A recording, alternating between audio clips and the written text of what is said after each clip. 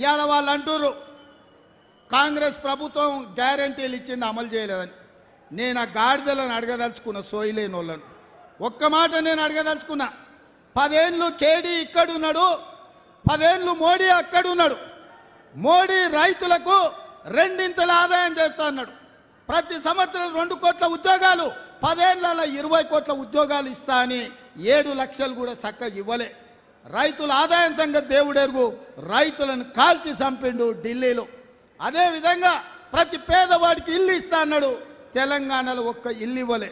జన్ధన్ ఖాతాల పేరు మీద స్విస్ బ్యాంకులో లక్షలాది కోట్ల రూపాయలు నల్లధనం ఉంది.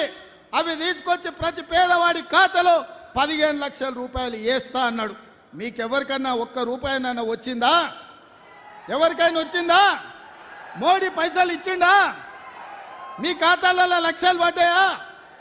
ఏ ఒక్కరు కూడా ఒక్క పైస ఇవ్వని నరేంద్ర మోడీ 3వసారి ప్రధానమంత్రి అవుతాడంట. ఇక కేడీ అయితే దళితులకు 3 ఎకరాల భూమి, డబుల్ బెడ్రూమ్ ఇల్లు, ఇంటికో ఉద్యోగం, ఇట్లా శాంతాడంత లిస్టు చెప్పాడు. చివరికి ఏమైండు? బొందలకు పోయిండు. వాళ్ళు 10 ఏళ్ళ గాడిదలను కాసి ఇవాళ 100 రోజుల్లో మనం 6 గ్యారంటీలలో 5 అమలు చేసినాం సోదరులారా. అప్పుడే రేవంత్ రెడ్డి గ్యారంటీలు అమలు చేస్తలేడు, ఇక దిగిపో అంటుండు.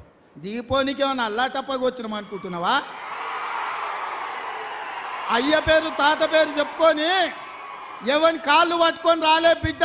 నీలాకటోళ్ళని తొక్కుకుంటా వచ్చి ఆ కుర్చీలో కాంగ్రెస్ పార్టీ కార్యకర్తలు కూర్చోబెడితే కూర్చున్నాం.